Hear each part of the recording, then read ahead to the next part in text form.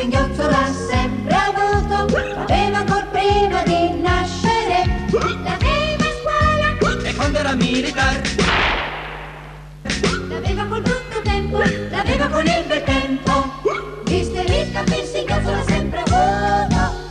Hiccup, Hiccup, Hiccup.